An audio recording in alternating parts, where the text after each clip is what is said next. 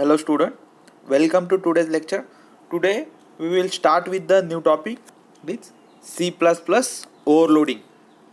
In C++ there are two types of overloading present, operator overloading and functional overloading. We are going to see one by one. First we understand the what is overloading. So here are definition for overloading. So C++ allows you to specify more than one definition for a function name or operator in the same scope, which is called as a function overloading and operator overloading respectively. So what happen in C++, you allowed to specify more than one definition. More than one definition means we can say the implementation. Suppose you are writing one function and that function name is suppose we can say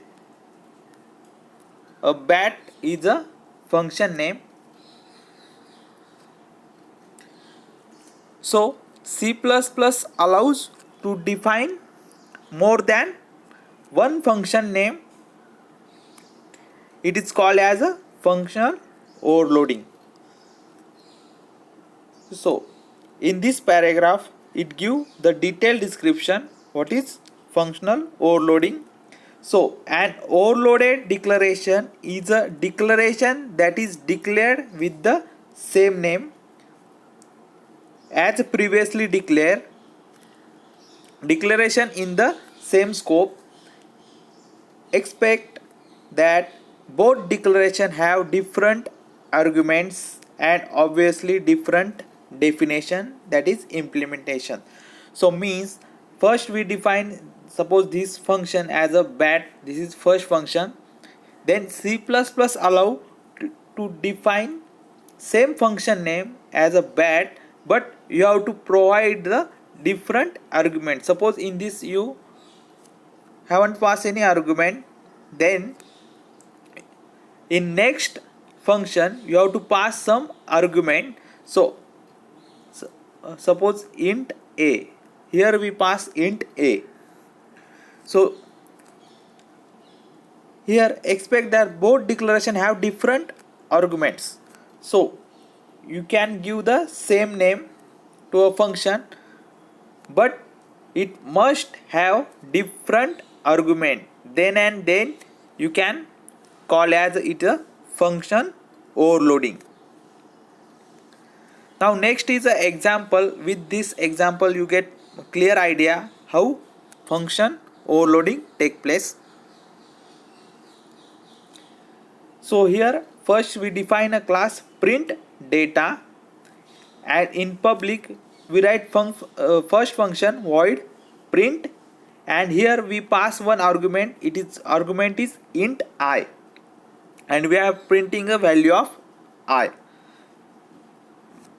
Again in second, within same scope means within same class we write again second function void print. Again function name is print, but here we are passing double as an argument. Previously we pass int, now we are passing the double. And in third function again void, function name is same print, here we are passing the character value. So in these three function name is same, but we are passing different argument. So here we can pass multiple argument also, but condition यहाँ पर याद रखनी है, यहाँ पर जो भी आप आर्गुमेंट पास करोगे वो डिफरेंट होने चाहिए, तो ही वो फंक्शनल ओवरलोडिंग हो सकता है. Now previously we saw we can write multiple function, but here is one point come, how compiler decide which function call by the in main function. So how to decide which function to call?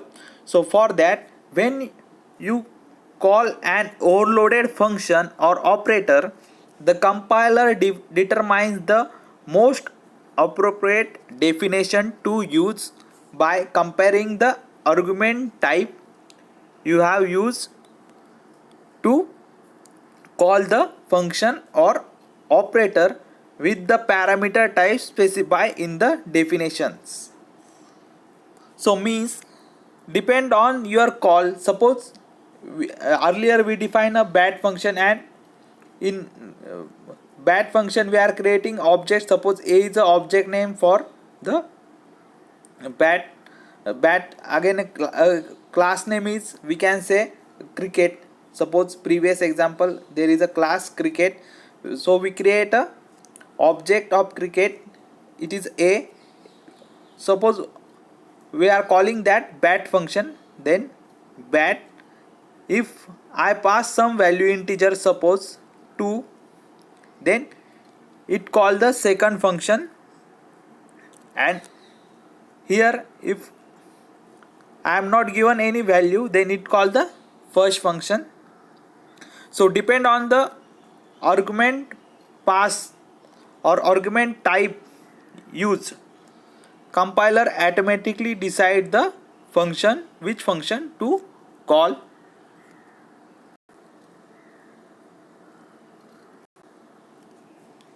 The process of selecting the most appropriate overloaded function or operator is called as overload resolution. Now let's understand one program, so you get more clear understanding about function overloading. So again we are using the same example. We are defining a class name is print data, then void print function, then we are passing integer as an argument, and we are printing the integer value. Again in second function, again function name is same, we are passing here double value. And third, print string, here we are passing the string value, and this is the end of class. Now this is your main function. So main, first we create a object of class. So how to create object of class? Class name and object name. So here print data is class name and pd is a object name, and whenever you want to call a function present in class, then you have to use a object name and the function dot function name. So as per here, pd is object of class and print is a function, and in that argument here we are passing the integer value, that is 5. Again here object dot print, here we are passing the float value, and again in third line pd dot print, here we are passing the string value. So now understand how program run.